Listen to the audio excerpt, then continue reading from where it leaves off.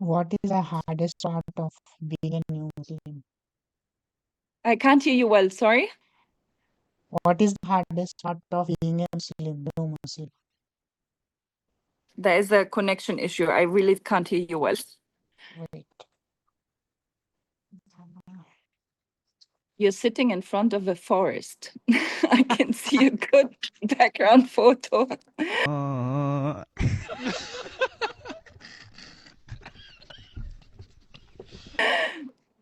Get out of the forest so I can hear you. I know. The polar light. So you're at the Iceland, right? Yeah. Amazing, mashallah. MashaAllah, brother! Oh, what, man? Come on.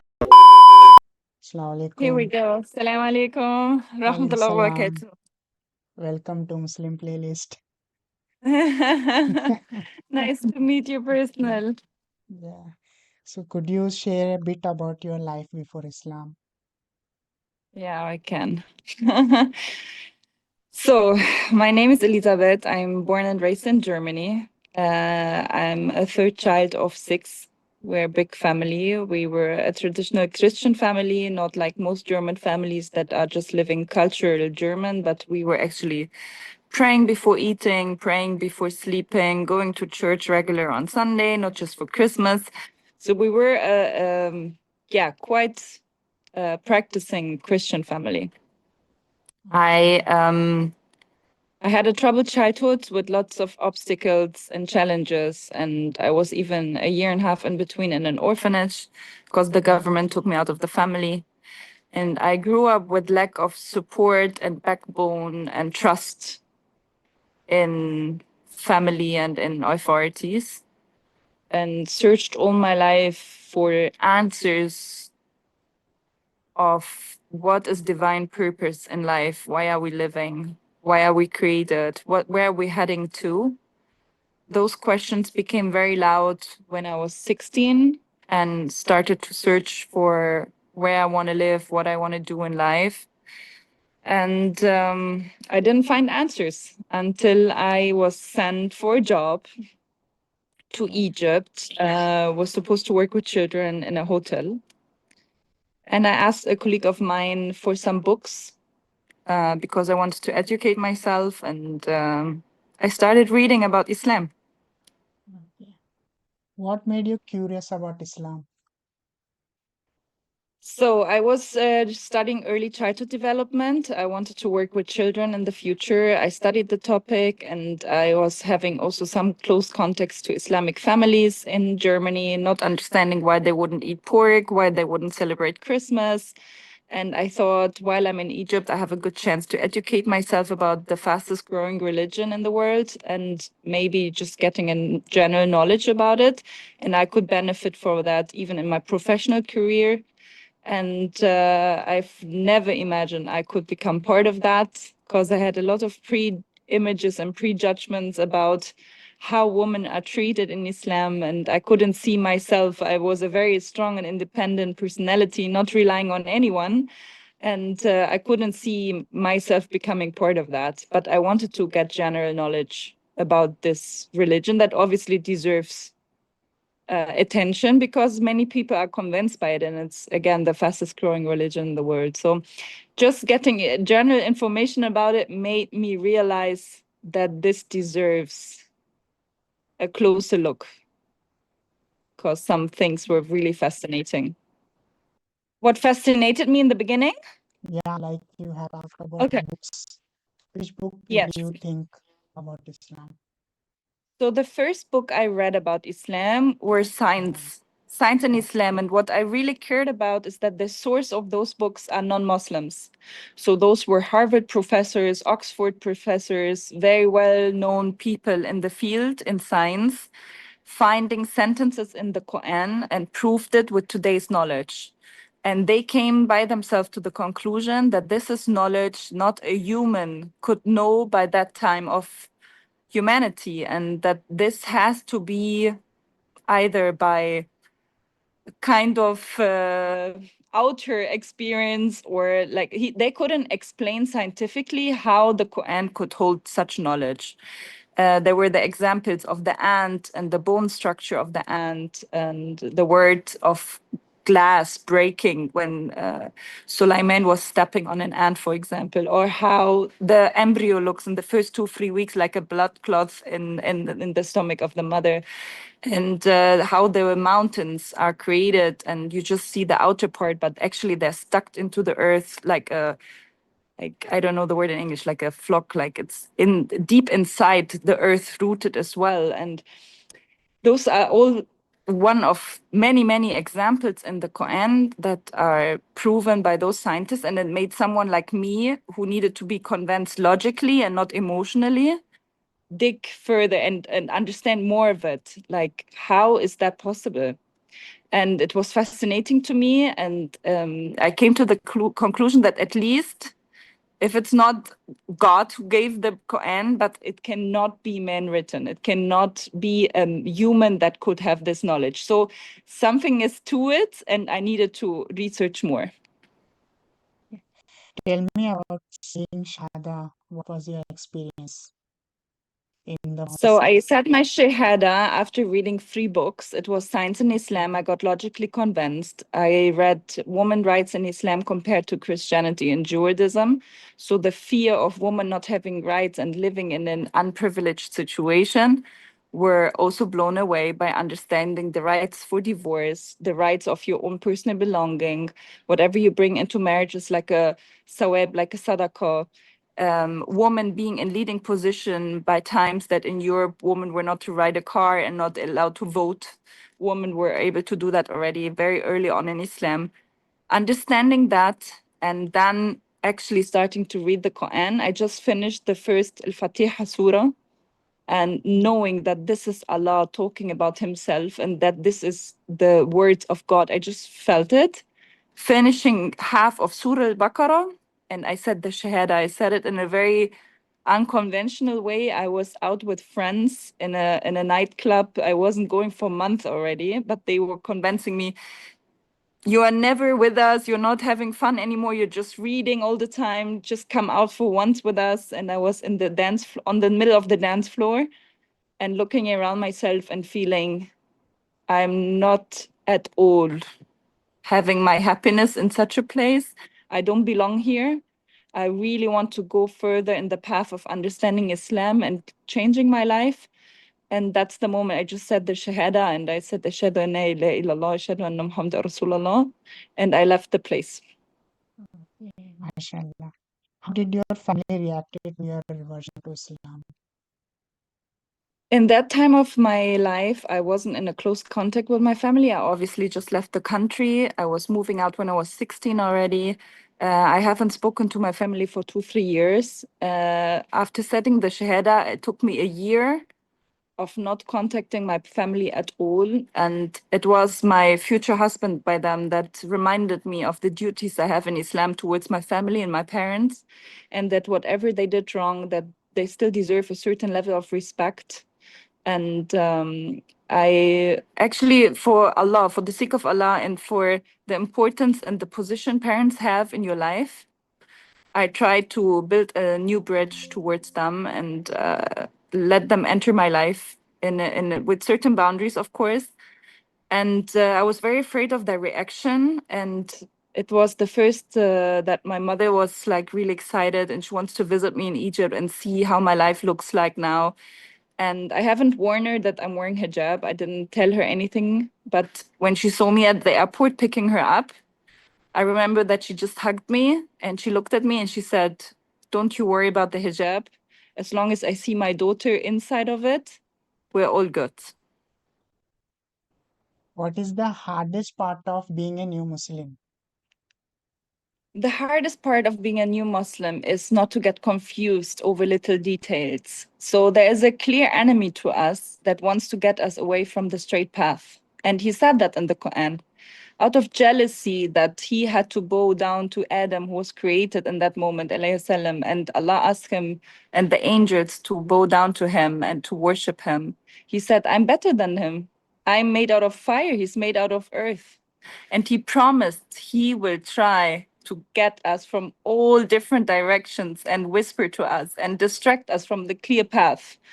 And he tries to get you confused into little details that don't matter. What really matters is your intentions and that you try and not to be perfect. And when you're a new Muslim, you really want to, or at least for me, that was the case. I really wanted to appreciate the new lifestyle. I wanted to be perfect in it. I didn't want to get back to where I came from. I wanted to live a purposeful life, and I got lost in details, and I was corrected many times by people around me, and I just felt constantly I'm not good enough, and I don't know Arabic, and I don't know how to pray, and I don't know how to behave as a female in front of brothers, and I don't know how to act in the mosque, and holding my German Quran translated is wrong, and doing the prayer, and I just felt constantly not good enough, to the extent that I thought maybe I'm not even wanted by God, which is a very unfortunate feeling. So when you meet a brother or sister, there's a reason why the first 7 years in Mecca, you were only taught by our Prophet ﷺ how to love God. What is the concept of Islam? Don't obey anyone than him. Don't worship anyone beside him. It was not yet about praying and where to pray, not even praying in the direction to the Kaaba yet. He didn't tell yet his followers that they should not drink alcohol, for example. All those details took place later when the society was established. And the first foundation is the believing and the love for Allah. And I wish I would have known that. And it would have made things a lot easier, to be honest. So you have lived in Egypt for so many years. So what was your experience and how you felt living in this Muslim country? So I came to Egypt when I was 19, and it was a time where it was a trend that ladies were veiled and wearing abayas, and they had neon pink Quran and going into group Islamic sessions. And within the time of me spending here, we had a revolution. We were trying to break free from the dogma of Muslim brothers, and we were trying to look more modern. We tried to copy Western society, and I found a wave of people around me taking off the veil, and even me, I was affected by it. We all just want to be loved and seen for who we are. And sometimes, yeah, getting closer back to your family in Germany and wanting to belong there and to be respected and accepted by them didn't help. We're tested at the parts that we are very weak at, and this was also the case for me. So I was tested with many topics, but hijab was one of the things that I really struggled with. I no longer wanted to just be the girl that, but I wanted to be able to define myself and my role and not just perceived as.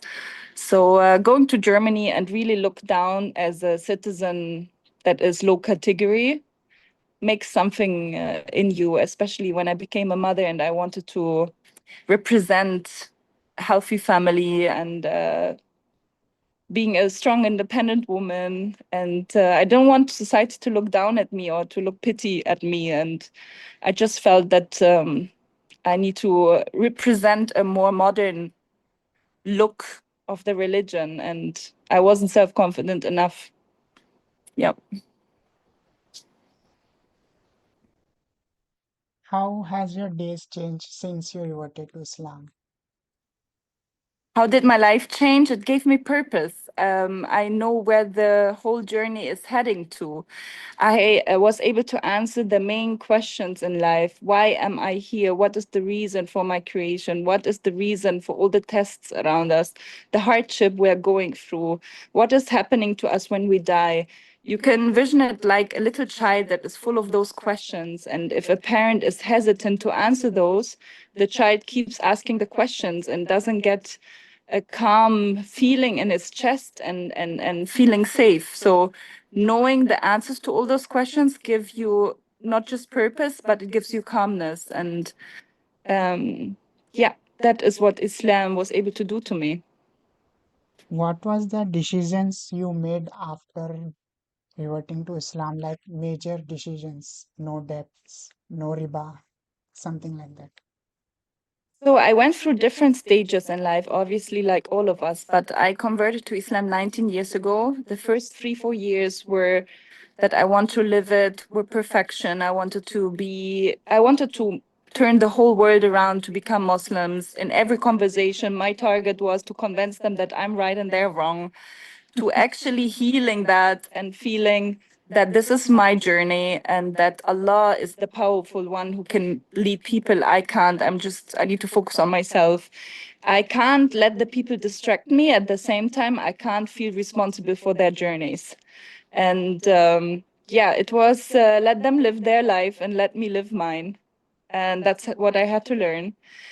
And the big decisions I took, I decided that I want to focus on myself. I don't want other people around me who live differently, let take away from my purpose.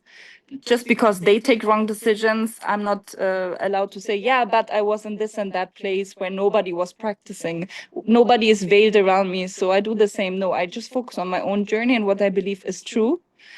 And I took also a decision to still be Elisabeth, be still German. I didn't change my name to an Arab name. I don't live Arab traditions. I'm not, because I live in Egypt, I didn't become Egyptian. I'm me applying Islam as good as possible. And we don't need to change our whole identity and our culture and our lifestyle. We are just adding a religion and practice that. But that's a big difference. Like, we're created in different nations, and that's for a purpose, that's for a reason. We don't have to become Arabs. We don't have to eat the way they eat and sing the way they sing and live the way they live. We just add a religion to our life. Okay. What part of Islam makes you feel peaceful about? So there are many reasons I feel peaceful in Islam. First of all, it gives you all the answers to what you would want to know. But also the fact that somebody wants to meet you 5 times a day with whatever you did wrong, with whatever you struggle with all your mistakes, with all your ugly parts in you, with all the selfish flaws you have.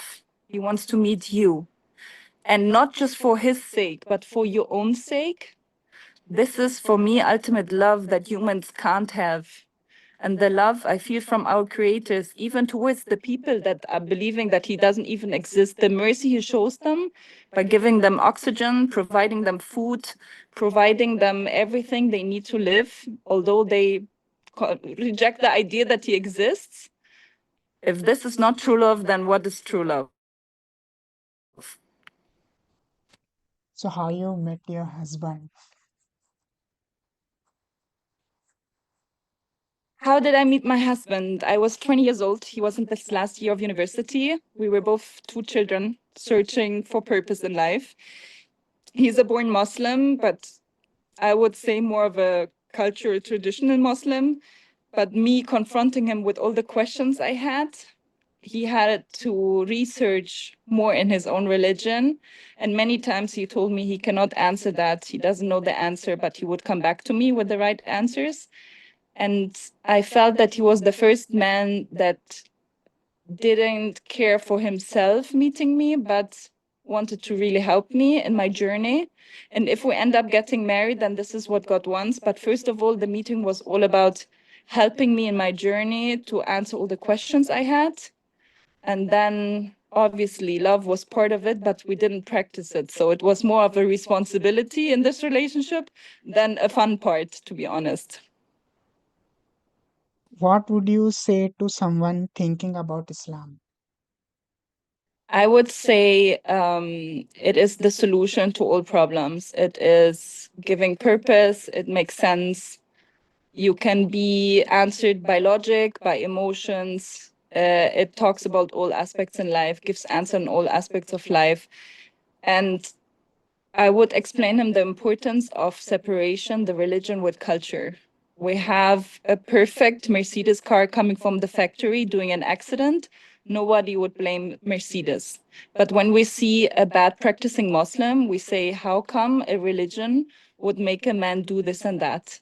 And this is exactly the same. We can't blame humans and how they apply religion and say that this is coming from a wrong religion. So to learn the difference of what we see, what we think is Islam, and what is actually Islam, this is a very important thing to learn. So, how has Islam changed big dreams, change your big dreams or plans like you had before reverting to Islam, you had some dreams. How it changed now after? The dreams and plans I have for my life changed big time after I became a Muslim. I still do what I want to do. I still plan and dream, but I put the option of Allah having a different plan for me and a better vision that I can't see from my small perspective. So I have more trust in that what is meant for me will happen. And if He wants me to change even my continent or my family circumstances tomorrow, then He knows better than I know. And you do plan, but you also always leave the option of Him having a better plan for you. So, what is your favorite verse from the Quran? Actually, after I knew Kul Hu Allahu Ahad, He's never born, He will never give birth. Um, it just sums it up to me. So it's not maybe my favorite. I love Surah Yasin. It's very emotional. But if I have to choose what I would love to pray with, also as a mom of three, sometimes I pray like really short. I love Kul Hu Allahu Ahad. So, how was your in-laws' reaction to your wedding? The reaction of who? Your in-laws. My in-laws. So when I met my in-laws for the first time, they said, no, not again a foreigner. They were already having the story with my brother-in-law, the oldest in the family. He married a Canadian and wasn't a very successful story. And the fact to have a binational family and the option of not being able to continue a marriage and the children be torn between two different countries is just something that frightens parents a lot. And it's very scary. And I remember that I was met with a lot of welcoming love, but also a lot of question marks because you just don't want to put a family knowingly in this position. So I had to prove myself. They always loved me, but we were also very, very young. So for someone to overview the consequences of such a decision in that young age is, yeah, it's really scary. And did they meet your parents after wedding?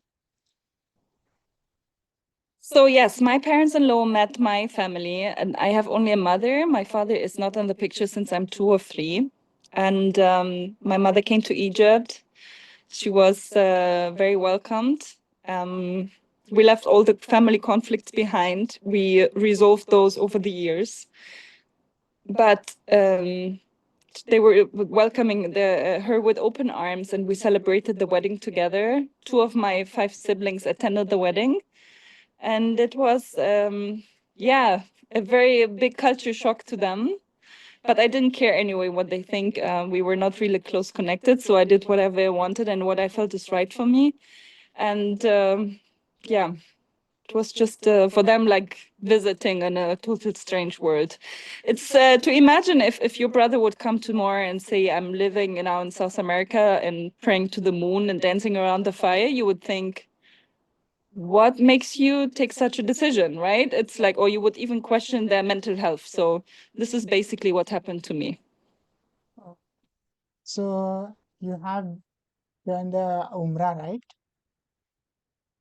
Yeah. You So, did your how was research well, huh?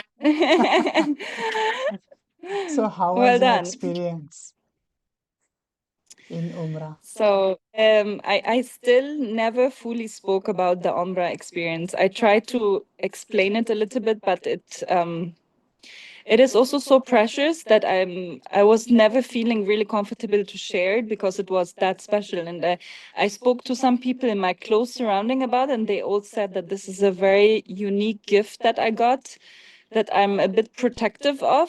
So basically what happened, without going into too much details, for my first ever Umrah, it was 19 years after I became Muslim. I took off my veil 12 years before that. I was living more cultural than intentionally Islamically. I lost over the years the strong connection that I felt initially. I was also just as every human being challenged by daily life, having 3 children, having a household, having a husband, having my work, having everything to balance. And step by step, you get a bit distracted and shaitan loves to take you in these moments and brings you more far. We're all faced from time to time. And I had the wish for 2-3 years already to really go to Umrah. And I had this young baby, couldn't leave him behind. And when I was finally able to do that, yeah, I went, and I was blown away. I arrived to the Kaaba, and I remember how I was starting surrounding it and just talking to God as if I'm talking to my neighbor. Like, I'm here now doing Umrah. What am I supposed to do? How does this even work? What should I say? What are the prayers you want to hear? What are the du'as that I should say? Should I read from a paper? Should I speak from my mind? Should I talk from my soul? Should I wish? How should I act? I was just asking God as if I'm talking to someone my level, which is super ridiculous. But I was just transparent and very raw who I am. And I was not knowing how to behave and how this works. I just had a very small brief about technically what you should do and how many times you walk between Safa and Marwa and how many times you turn around the Kaaba and how you drink the Zamzam water and like this facts, but what you do in between and how this unfolds on an emotional level, I had no idea what to expect. So I was just asking God to guide me through and to tell me what I should do. And that's what he did. So I had a 2.5-hour Umrah where I was constantly connected and answered. I was having direct answers. So when I came back and my 9-year-old daughter asked me, "What do you mean, mommy, with God answered you? Like, did you hear his voice? Did you see him? What do you mean with that?" I was saying, no, it is like, imagine you're hungry and a very strong voice and all your body and everything you are is saying you need to eat. Then it's not a voice, it's just a feeling, but it's a very, very sure gut feeling that you know what you should do. You know that you shouldn't sleep, you know you shouldn't call a friend, you know you should go and eat something, like an instinct, like a very clear gut feeling that you know what you should do. And this is the way I received the answers. Like, for example, I would say a wish, and then it would be like, you know that this is not something you should worry about, what you should concern about. You should concern more about this and that. And sometimes I was laughed at with what I said. Like, astaghfirullah, it sounds so weird, but he was laughing about what I was saying. Or when I was crying and saying, why does feel everything so heavy? Why did I had to go through? So I tried to just continue. So sometimes I felt even I was laughed at with my stupid question, with my, like, I was, for example, saying, why did I had to face such a hard childhood? And why did I had to feel so unloved and unsafe in my childhood? And I would just have the clear feeling. And when I was later telling my husband, I was feeling that I have an answer, but it's so weird. And then he said, if you're doubting that this was God talking to you, then even the feeling you had was from God. So it doesn't matter if he was talking to you directly or if you gave you a very strong feeling inside of you, you know that even the feeling is from God. So obviously I got a 2.5-hour clear channel of direct answers, which was breathtaking. And by the end of it, I was crying and asking, how could I not forget what just happened? And how could I not forget how close you are to me?